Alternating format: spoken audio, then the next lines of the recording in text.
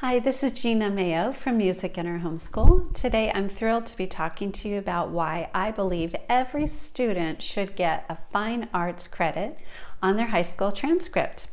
Now, it doesn't matter what they're planning on doing after their high school years. I think all students should get a fine arts credit. I know they're all different. Some are highly gifted, some have special needs, some are planning on going to college, some maybe to the military, some straight to a job, some straight to marriage. They're all different, but fine arts is something that I believe they should all have because it helps tie together the disciplines of history and culture. A fine arts credit will help a student have a more integrated understanding of people and the world that we live in. If the student is learning some music or art history, it's fascinating for them when they see how the arts and the culture influence one another during the historical period they're studying.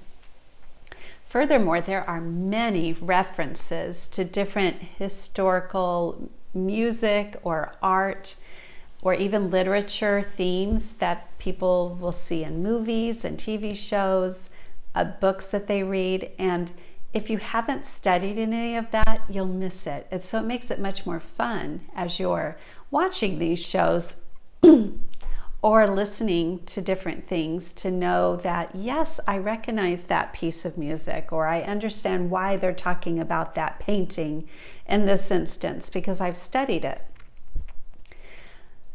Another reason to get a fine arts credit is because it's easy. It's fun. At least for most kids, it's fun. And they're doing a lot of hard work in high school. They need a little easy thing to do as well. So along with their algebra and physics and Spanish, let them take a fun class like music appreciation. So let's talk a little bit about exactly what fine arts is and what it entails.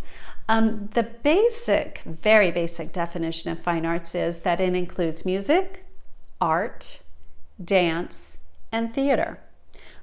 But you can broaden that if you'd like and make it include things like, I have a list here. Well, let me just read through some of these so you can get an idea of what all could count as fine arts on your transcript. And let me quickly say that depending on where you live, you may be required to include it on your high school transcript, and they may have a more narrow definition of what you should be learning for that credit. If you live in an easier state like I do, I can define it more broadly. So let me read through this list and give you some ideas. Art lessons, voice lessons, piano, guitar, or any other instrument lessons, church praise band or vocal group, choir, band, orchestra, a music ensemble like a barbershop quartet, a string quartet, a jazz ensemble, or a garage band, any dance lessons like ballet, jazz, tap, ballroom, lyrical or praise dance, drama productions, drama camp, film making, playing in or attending concerts, attending ballets, operas, plays, or musicals, visiting art museums, art galleries, or local art fairs, a music theory class, music appreciation or music history class, art appreciation or art history class, music recording and producing, a virtual choir participation, photography, drawing, painting, pottery, leatherworking, jewelry making, ceramics, printmaking, and sculpting, reading about and studying artists, composers, musicians, dancers, or actors, video production, script writing, play writing, or screenwriting, audio editing, poetry study, poetry recitation, 3D design, graphic art, animation, songwriting and music composition, acting and pantomime, musical theater class or performance, technical theater, stagecraft, improvisation in music, theater or dance, puppetry, fashion design, including costume history, textile and fiber arts, and architectural history and design. So hopefully, as I was reading through that list, you thought of something, oh, I bet my high schooler would like that. That would really interest them and they'd get into it and they'd find that much more fun than maybe one of the other disciplines that I read. So that is some options that you can choose from. So how exactly do you go about creating a class for your kids to get this credit in? So let me just give you some basics for determining credits for high school. In the United States, at least, we typically think of a high school credit as about 180 hours. And so half of that is 90 hours. Now that would be the absolute maximum. Most schools do not do 180 full hours of schoolwork, do they? And for half credit, 90, no.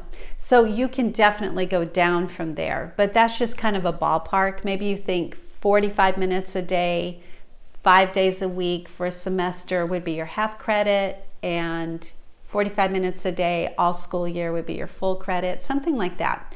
So one thing you can do is find an actual textbook and go through that. If it says this is a half credit or this is a full credit, then you already know what you're doing. Or a course online, and usually it will tell you this is a high school credit, half credit course. And if you complete it, then you know that you've got that. If you're coming up with something on your own though, like here's an example, I had my son do an advanced graphic design course. What he did was he just picked out projects that he wanted to work on. He had already learned the software the year before. That's why this one was called advanced. And now he was actually putting it into practice. And so he would just write down every day how long he worked on it. And when he reached enough hours, we were able to count that as the credit. So he needed to log his hours. He just had a spiral notebook sitting by the computer, and he would write down when he started and finished each day. And that way we knew what he was doing. You could do that in an app. You could do that in a fancy Homeschool high school planner. A lot of those have been made. There are usually places for you to mark those things in there. So those are a couple of ways to come about with how you're going to plan your credit. So you log the hours, and then you want to write out the description of exactly what they did and how you graded it. Now, how do you grade this type of course? Usually what I do for this type of course is if they are doing good work with it, like they're completing their assignments, if you're assigning them, if they're completing them on time,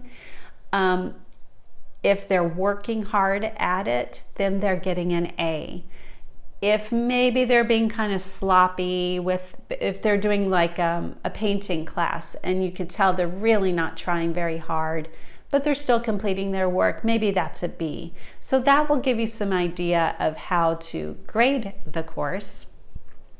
And let's see, what are some different things that you can do? Say you're doing the graphic design. Would it just be creating the designs on the computer? Well, you can expand that more. You could actually read some books about graphic design or some famous graphic designers. You can write an essay about it. You can do a speech about it. You can print out your designs and try to sell them at a craft fair, or make something with them and sell them.